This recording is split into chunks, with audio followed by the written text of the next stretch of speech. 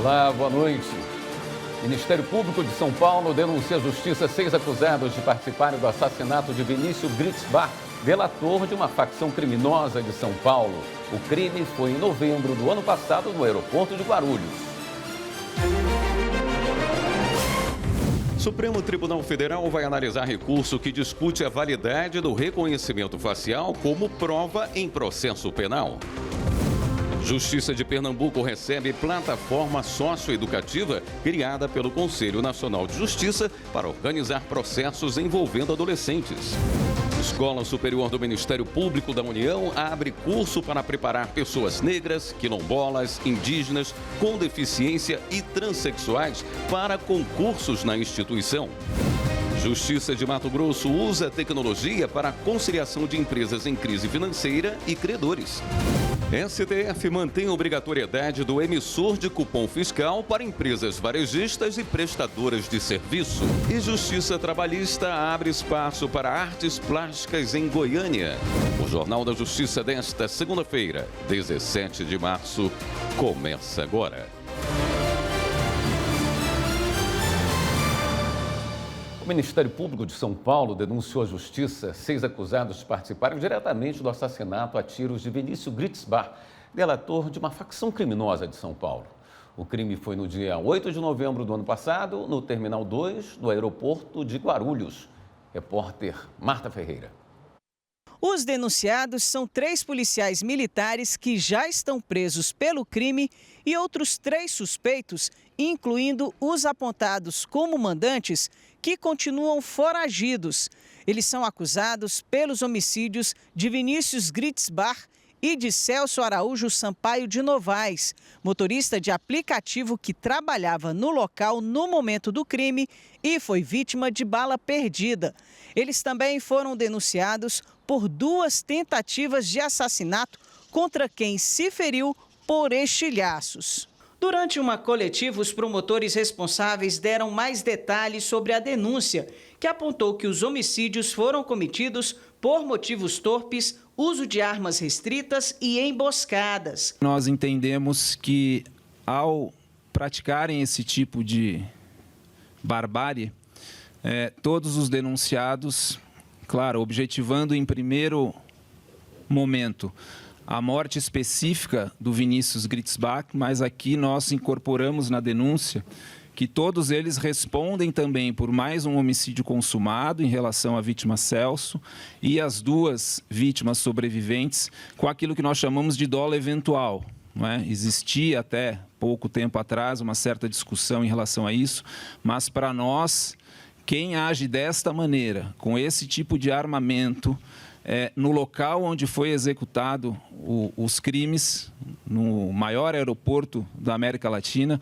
com mais de 100 mil pessoas circulando em todos os dias, evidentemente eles assumiram o risco de matarem outras pessoas. De acordo com a denúncia, a motivação seria vingança. Vinícius Gritzbach era réu por homicídio e acusado de envolvimento em esquemas de lavagem de dinheiro para a organização criminosa PCC. No ano passado, ele havia assinado uma delação premiada com o Ministério Público, entregando o nome de pessoas ligadas à facção e também acusando policiais de corrupção. Os promotores afirmaram que o caso não está completamente esclarecido, apesar da conclusão da Polícia Civil. Existem outros núcleos a serem investigados nesse caso, o caso não se encerrou.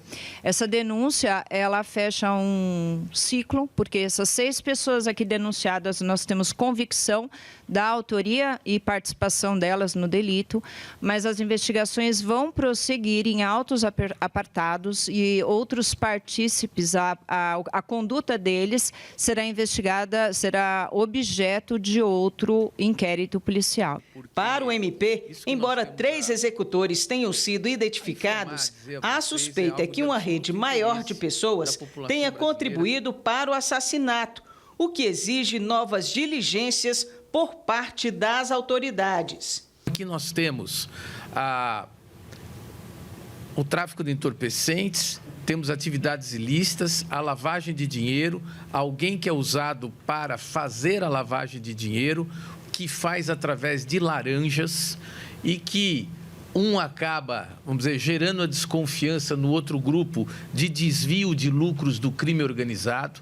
A partir daí, a morte de 2 outras pessoas, que é imputada a esse Vinícius que morreu, que é o cara preta, e um outro que foi morto, inclusive com investigação da polícia. Tribunal do crime, né? Onde numa narrativa aqui menciona que o Vinícius foi ao Tribunal do Crime, ainda convenceu as pessoas a ser libertado para pagar eventual prejuízo, e aí em seguida decorre a morte e, infelizmente, sendo cooptados autoridades públicas, agentes públicos para a prática desse crime. O crime aconteceu no dia 8 de novembro do ano passado. Vinícius Gritzbach foi morto a tiros na área externa do aeroporto de Guarulhos. Câmeras de segurança gravaram a ação dos criminosos. Um motorista de aplicativo que estava trabalhando no local também foi atingido e morreu. Até o momento, 26 pessoas já foram presas por envolvimento no caso, sendo 17 policiais militares e 5 policiais civis. O Supremo Tribunal Federal decidiu que não é necessário requerimento administrativo prévio para ações judiciais com pedido de isenção de imposto de renda por doença grave. Os detalhes com Evelyn Araújo. A Corte reafirmou o entendimento sobre o tema em julgamento de recurso com repercussão geral. Com a decisão, a pessoa que recorrer à Justiça para garantir o direito à isenção do imposto de renda por doença grave não precisa apresentar pedido administrativo prévio à Receita Federal. O entendimento vai ser adotado imediatamente em 16 processos com o mesmo pedido que tramitam no STF. A jurisprudência também deve ser aplicada em casos que correm em primeira e segunda instâncias. No caso julgado pelo plenário do Supremo, um homem questionava a decisão do Tribunal de Justiça do Ceará, que manteve a extinção do processo dele com a justificativa de que a isenção não foi pedida previamente pela via administrativa. Para a Justiça Estadual, o Poder Judiciário não é o canal inicial para situações que podem ser resolvidas administrativamente. O relator do recurso foi o ministro Luiz Roberto Barroso. Na manifestação pelo reconhecimento da repercussão geral e pela reafirmação do entendimento do tribunal, o presidente do STF afirmou que a jurisprudência da Corte admite a exigência de requerimento administrativo prévio para caracterização de interesse de agir em demanda contra o poder público. Apesar disso, para questões de isenção de imposto de renda por doença grave e de devolução de valores, o entendimento é de que o requerimento administrativo prévio não é necessário para o exercício do direito de ação. O Conselho Nacional de Justiça prorrogou por mais 60 dias a mudança no sistema de intimações em processos. O presidente do Conselho, ministro Luiz Roberto Barroso, atendeu o pedido da Ordem dos Advogados do Brasil. Acompanhe os detalhes com Carolina Chaves. A mudança no sistema de intimações está prevista numa resolução do Conselho Nacional de Justiça publicada em 2023. O objetivo é unificar o recebimento de comunicações processuais por todos os tribunais brasileiros e os serviços de consulta e de peticionamento. Para isso, em dezembro do ano passado, o Conselho lançou a plataforma Jus.br, que permite a comunicação com diferentes sistemas usados pelos tribunais. E ficou estabelecido que, a partir do dia 17 de março, as intimações processuais passariam a ser feitas por publicação no Diário de Justiça Eletrônico Nacional e não mais pelo EPROC, que é o Sistema Eletrônico dos Tribunais. O prazo para a integração do sistema dos tribunais com o do Conselho Nacional de Justiça terminou nesse domingo, dia 16. Algumas cortes informaram já ter concluído o processo, outras pediram uma prorrogação até o fim deste mês. A Ordem dos Advogados do Brasil também pediu ao Conselho o adiamento da mudança. No pedido, a OAB alertou sobre possíveis prejuízos para o trabalho da advocacia, principalmente nos estados do Paraná, Rio Grande do Sul e Santa Catarina, onde o EPROC é muito utilizado. Segundo a ordem, cerca de 300 mil advogados nos 3 estados enfrentariam dificuldade no controle de prazos processuais. O presidente do CNJ, ministro Luiz Roberto Barroso, atendeu o pedido e prorrogou o prazo até o dia 16 de maio. Segundo o ministro, o ideal é que não haja controvérsia sobre o sistema de contagem de prazos processuais. Durante a transição, quando a intimação for feita pelos dois sistemas, ou seja, pelo EPROC e pelo Diário Judicial Eletrônico Nacional, o prazo deverá ser contado tendo como base a data da intimação pelo EPROC. Também ficou acertado que a OAB fará uma campanha de divulgação das novas regras junto à advocacia. A Justiça de São Paulo decidiu que uma seguradora de veículos não terá de indenizar um motorista que deu informações falsas na notificação de uma ocorrência. Anderson Arcoverde tem as informações. No processo, o consumidor alegou que o carro foi furtado e a seguradora se negou a pagar a indenização prevista na apólice.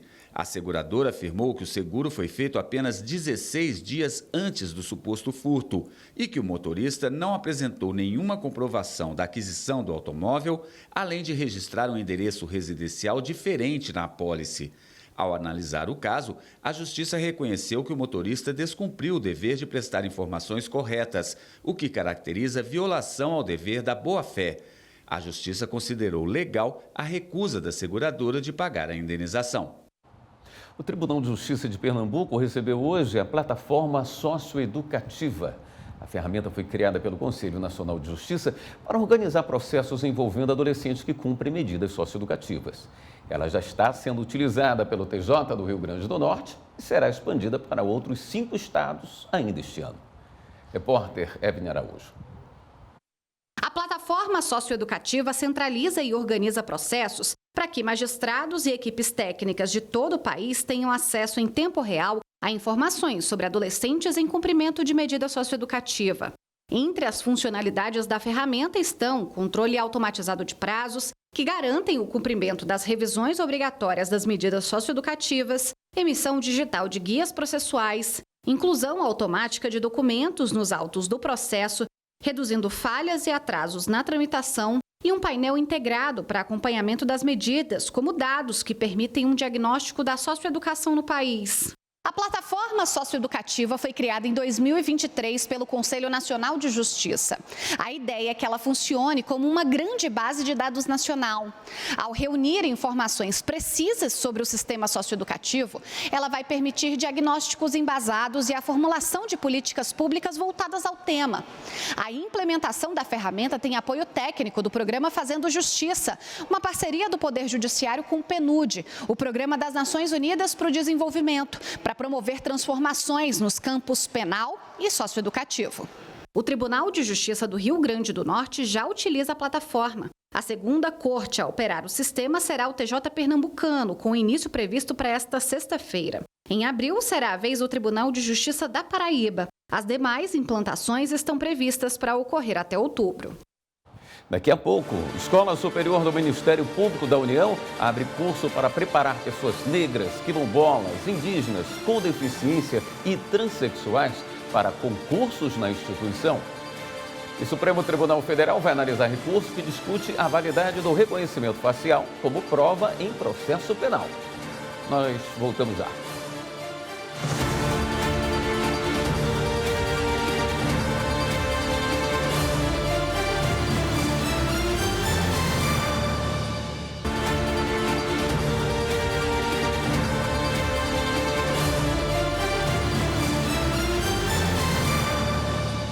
A Escola Superior do Ministério Público da União abriu inscrições para o curso preparatório social sobre diversidade nas carreiras do MPU. O objetivo é preparar pessoas negras, quilombolas, indígenas, com deficiência e transexuais para concursos na instituição. As aulas podem ser acessadas a qualquer momento, sem necessidade de horário fixo. A capacitação vai de 14 de abril a 15 de outubro na plataforma Moodle. São 300 vagas com prioridade para quem já foi aprovado em provas objetivas do MPU nos últimos 5 anos. As inscrições terminam na quarta-feira, dia 19, e podem ser feitas pela página da escola do MPU na internet.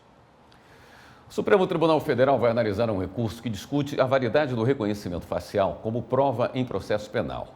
O tema tem repercussão geral reconhecida. Quem tem os detalhes é a repórter Carolina Chaves. O reconhecimento de pessoas pela vítima ou por testemunhas é permitido pelo Código de Processo Penal para identificar o autor de um crime. Em 2022, o Conselho Nacional de Justiça editou uma resolução com orientações detalhadas de como realizar o procedimento e evitar erros no reconhecimento. No Supremo Tribunal Federal será julgado um recurso apresentado por um homem questionando decisão do Tribunal de Justiça de São Paulo. O Tribunal Paulista manteve a condenação de 2 homens por roubo de veículo com emprego de arma de fogo, com base apenas no reconhecimento facial. O crime ocorreu em 2019 em Campinas, São Paulo. Após ter o carro roubado, a vítima informou à polícia que os criminosos usavam um Celta branco, sem mais detalhes. Os suspeitos foram levados dias depois à delegacia e a prisão decretada mesmo sem apresentar outras provas, além da identificação pela vítima. A defesa dos homens presos afirmou que a prova por meio de reconhecimento facial é ilícita porque não seguiu as regras estabelecidas pelo Código de Processo Penal. O artigo 226 do Código estabelece que a pessoa que for fazer o reconhecimento deverá primeiro descrever o suposto criminoso. O suspeito deverá ser colocado ao lado de outras pessoas que tenham semelhança física com ele. Se houver risco de intimidação ou outra influência para que a vítima não diga a verdade, a autoridade deve providenciar para que ela não seja vista pela pessoa que será reconhecida. E o reconhecimento será feito na presença de 2 testemunhas. Durante a análise sobre a repercussão geral do tema, o presidente do STF, ministro Luiz Roberto Barroso, lembrou que o reconhecimento pode ser influenciado por pré-compreensões e estereótipos sociais. Ele lembrou que, por não ter uma jurisprudência uniforme na Corte sobre o reconhecimento facial como meio de prova, é preciso debate para garantir os direitos constitucionais para processar e julgar suspeitos de crimes. Nesse sentido, os ministros devem decidir se a prática viola direitos constitucionais, como o devido processo legal, a ampla defesa e a proibição de provas ilícitas. O relator é o ministro Flávio Dino. A população de Goiânia ganhou mais um espaço para ter acesso às artes plásticas. O Tribunal Regional do Trabalho no Estado inaugurou o Centro Cultural Trabalhista. Repórter Gustavo Toledo. A fotografia de uma mulher sentada na porta de casa, observando a rua, retrata a vida da gente simples da cidade. Do outro lado, a artista de rua na frente do coreto da Praça Cívica ganha destaque pela diversidade de cores na tela. A mostra marca a inauguração do Centro Cultural da Justiça Trabalhista da 18ª Região e reúne 70 obras. Aqui o público pode apreciar diferentes traços e técnicas de 46 artistas. Técnicas variadas, técnicas de acrílico sobre tela, gravura, fotografia, trazendo realmente essa diversidade da produção, toda de artistas residentes em Goiás, financiados pela Lei Aldir Blanc. Tem algo mais regional, mais goiano do que o piquê? Pois é, a artista dessa tela escolheu justamente esse tema, mostrar os vendedores de piquê. E essa é uma das obras que mais chama a atenção aqui na exposição, pelas cores vivas, quentes, fortes, e também porque a artista utilizou caroço de piqui de verdade para fazer a obra. Para quem gosta, dá até água na boca. Quando eu moro ali na Samba, no setor Marajó Rondônia, que é perto da feira hippie, daquela feira, e lá sempre ficavam vendedores de piqui. Falei, vou homenagear esse pessoal, esses vendedores de piqui. Doadas pela Secretaria Estadual de Cultura, as obras foram financiadas pela Lei Aldir Blanc e produzidas em grande parte durante a pandemia. O termo de doação das peças artísticas para o Centro Cultural foi assinado durante a inauguração. Nós sempre buscamos ter mais galerias, mais espaço de exposições para que a gente consiga democratizar o acesso à cultura e também ter espaços para que os nossos artistas, eles possam não somente expor as suas obras, mas terem aquele local ali voltado para a cultura. E as obras vieram para o lugar certo, porque os gestores do TRT de Goiás já planejavam criar um espaço como este, com o objetivo de valorizar a arte goiana. É um marco importante para a cultura, para os artistas, para a manifestação artística local. É a maneira de democratizar o acesso à cultura, onde os artistas locais terão essa oportunidade de apresentar suas obras para o público em geral. O evento contou com a participação da banda Os Lanternas, formada por autistas do projeto Núcleo de Arte e Inclusão, UNAIA. Com essa apresentação deles, a gente ajuda a quebrar alguns paradigmas que a sociedade tem e mostrar que o autista pode estar aonde ele quer quiser estar.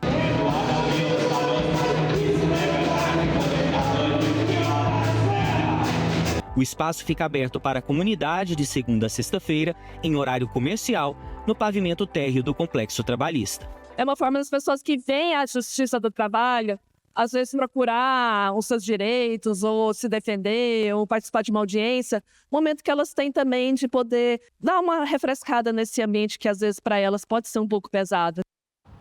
A Justiça de Mato Grosso tem usado a tecnologia para buscar uma conciliação entre empresas que passam por crise financeira e seus credores. É o Sejusc Virtual Empresarial. O repórter Carlos Celestino conta que em mais da metade dos casos que chegaram ao sistema, foi possível fechar acordo. A mediação e conciliação são soluções para resolver conflitos de forma rápida e eficiente. E é dentro do Fórum de Cuiabá que funciona o Centro Judiciário de Solução de Conflitos e Cidadania Virtual e Empresarial, onde são realizadas audiências online para mediar acordo entre as empresas em crise financeira e seus credores. Eu vejo como muito importante e salutar porque é através do Sejusc que se oportuniza aos empresários, produtores rurais de forma geral, né, que se encontram em uma dificuldade financeira, venha buscar aqui no Sejusc a possibilidade de viabilizar, né, por meio de conciliação, compor essas dívidas, né? Os dados de atendimento do Sejusc Virtual Empresarial mostram índices positivos de resolução de casos pelos conciliadores treinados para atuar com foco nas técnicas de mediação. Nós tivemos no ano de 2024, com o curso de formação dos mediadores, 80 sessões realizadas e com um índice de 41 acordos, né? Então um índice aí de 51%, né, aproximadamente, de acordos. E aí estão incluídos aí, né, nestas sessões, habilitações de crédito, impugnações de crédito, ações de busca e apreensão, execuções, né? Entre os casos resolvidos, o Sejusc Virtual Empresarial mediou a negociação de uma empresa do agronegócio com 14 credores e 5 fornecedores, resultando em acordos para dívidas que ultrapassam 300 milhões de reais. Essa pactuação proporcionou mais fôlego para a renegociação de débitos. Isso significa a garantia de empregos e a retomada de investimentos. O gestor do Núcleo Permanente de Métodos Consensuais de Solução de Conflitos, o NUPEMEC, atribui os excelentes resultados do Sejusc Virtual Empresarial ao fortalecimento da equipe de mediadores por meio da capacitação desses profissionais, garantindo mais celeridade no andamento das recuperações judiciais. O NUPEMEC, como órgão gestor da política autocompositiva, tem demonstrado bastante atenção na qualificação desses mediadores. No último ano foram capacitados aproximadamente 80 mediadores judiciais, mediadores e conciliadores, e agora nós estamos investindo no aperfeiçoamento desses mediadores. Daqui a pouco, Justiça condena dono do refrigerante Dolly por corrupção e crimes ambientais. E em outra ação, Justiça Federal desobriga a Latam de prestar assistência a imigrantes no aeroporto de Guarulhos, em São Paulo. Voltamos já.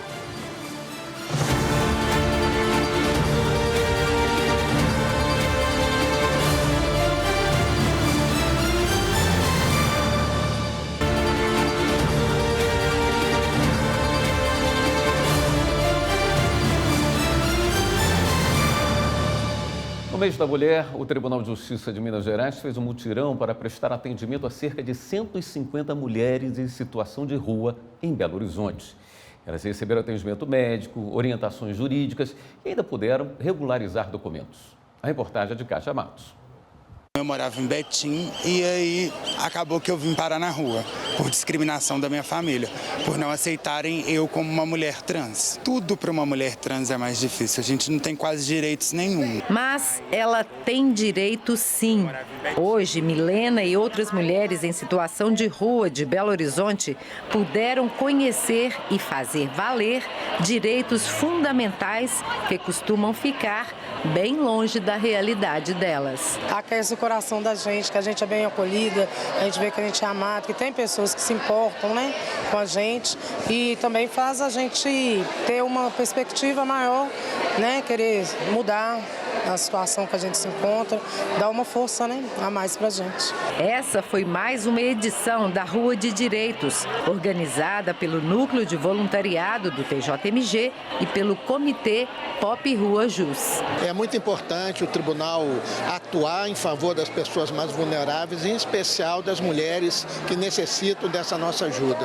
O Tribunal de Justiça, por intermédio do Núcleo de Voluntariado e do Comitê Pop Rua, tem essa atenção especial com aqueles e aquelas que mais necessitam desse auxílio e dessa atenção. O programa atende a Política Nacional de Atenção a Pessoas em Situação de Rua do Conselho Nacional de Justiça. Aqui são várias organizações que se reúnem, conversam a respeito desse tema. Conversam com as pessoas em situação de rua, com as mulheres em situação de rua, a respeito desse tempo, a gente entender um pouquinho mais e ver como, em conjunto, a gente consegue melhorar a situação. Foram oferecidas orientações jurídicas, previdenciárias, regularização e segunda via de documentos, vacina contra febre amarela, Covid, atendimento médico e testes rápidos de HIV, hepatite e sífilis. A Marilene fez os exames e resolveu pendências com documentos. É raro, porque nem todas as pessoas, principalmente igual eu que estou em situação de rua, que tem livre acesso a esse serviço assim, tão fácil. Então está sendo muito importante e muito bom. A Fabiana perdeu toda a documentação. Aqui, rapidamente, ela já obteve uma solução. Consegui identidade, CPF, agora só falta o título. O Comitê Pop Rua Jus desenvolve ações voltadas para a população de rua durante o ano inteiro. Dessa vez, o evento foi dedicado exclusivamente a elas para marcar o mês em que se comemora o Dia Internacional da Mulher. Elas têm temáticas que são próprias delas, né? Então a gente viu a necessidade de tratar com um olhar diferenciado. Os atendimentos foram realizados na paróquia do Santuário Nossa Senhora da Conceição dos Pobres, na Lagoinha, região central de Belo Horizonte. Nós podemos nos unir para transformar a vida dessas pessoas.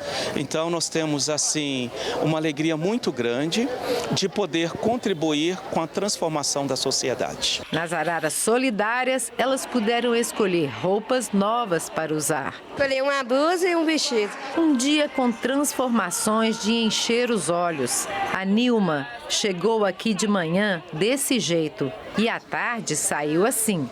Visual novo e autoestima lá em cima. Justiça condena dono do refrigerante Dolly por corrupção e crimes ambientais. Em outra ação, a Justiça Federal desobriga a Latam de prestar assistência a imigrantes no aeroporto de Guarulhos, em São Paulo.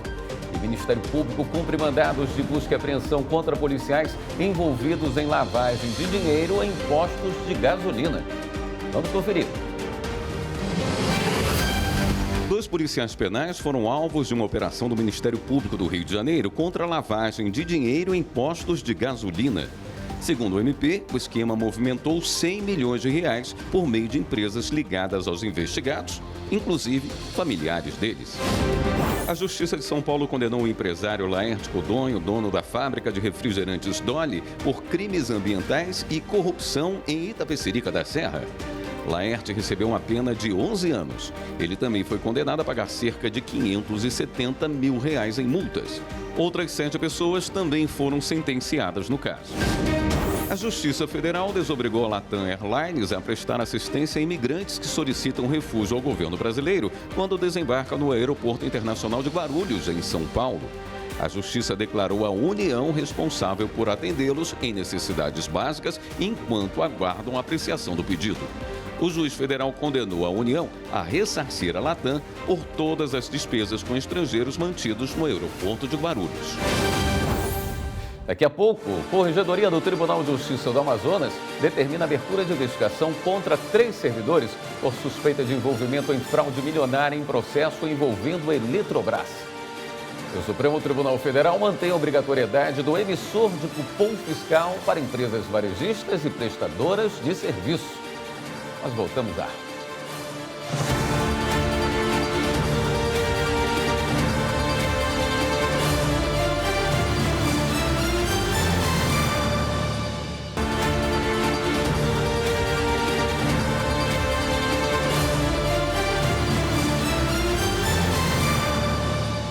Corregedoria do Tribunal de Justiça do Amazonas determinou a abertura de uma investigação contra 3 servidores públicos por suspeita de envolvimento em uma fraude milionária em um processo envolvendo a Eletrobras. Uma comissão foi montada para conduzir as investigações. Um 4º servidor envolvido no caso já foi afastado. A Corregedoria quer saber qual a participação dos servidores. O Supremo Tribunal Federal manteve a obrigatoriedade do emissor de cupom fiscal para empresas varejistas e prestadoras de serviço. Acompanhe na reportagem de João Pedro Melo. A decisão foi unânime e está no âmbito da ação de inconstitucionalidade proposta pela Confederação Nacional do Comércio, valendo para empresas varejistas e prestadoras de serviço.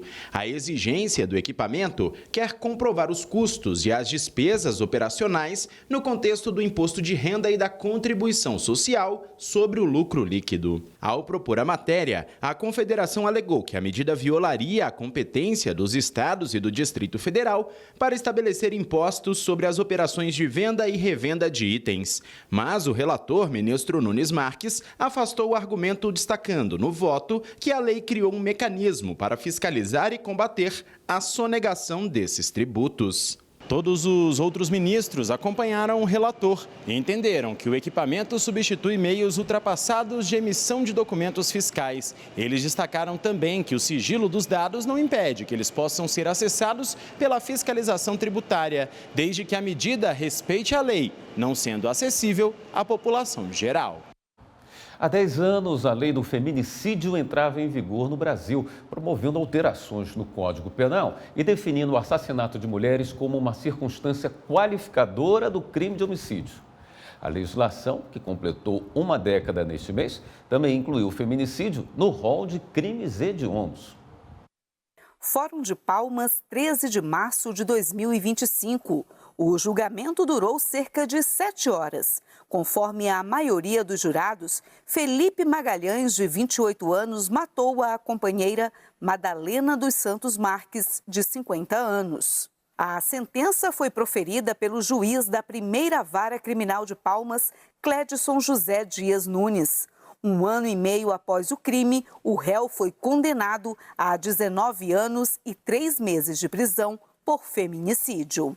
O júri popular fez parte da primeira edição da Semana Nacional Justiça pela Paz em Casa, no Tocantins.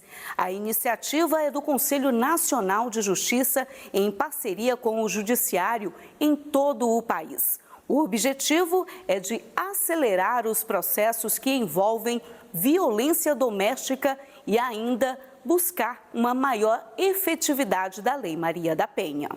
A mobilização no estado também contou com cerca de 700 audiências e movimentações processuais, além de 50 atividades educativas e sociais.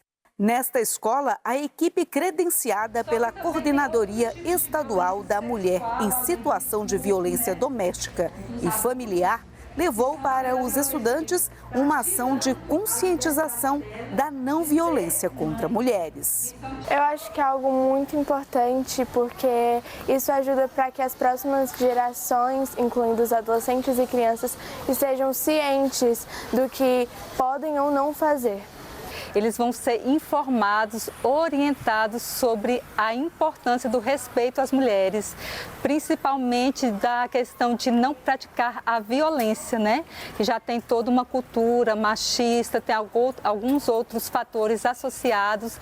Então, quanto mais cedo chegar a informação, a orientação adequada, melhor é para essa geração de adolescentes. As próximas edições da campanha serão realizadas em agosto, em virtude do aniversário da Lei Maria da Penha, e em novembro pelo Dia Internacional para a Eliminação da Violência contra a Mulher. Foram dias bastante intensos. Conseguimos sim avançar, com os processos e com as atividades de conscientização da não violência contra a mulher. Realizamos, durante todo o período da Semana pela Paz, diversas audiências, um júri popular e muitas ações educativas, de conscientização, Então, posso concluir que a Semana pela Paz em Casa, no Tocantins, foi um sucesso.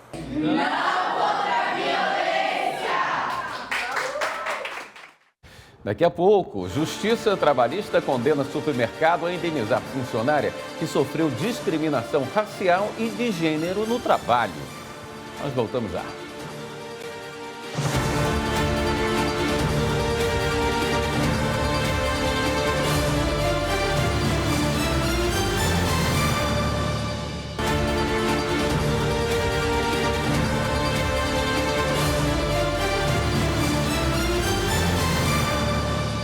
A Justiça reafirmou a competência da Anvisa para fiscalizar publicidade de produtos sujeitos à vigilância sanitária.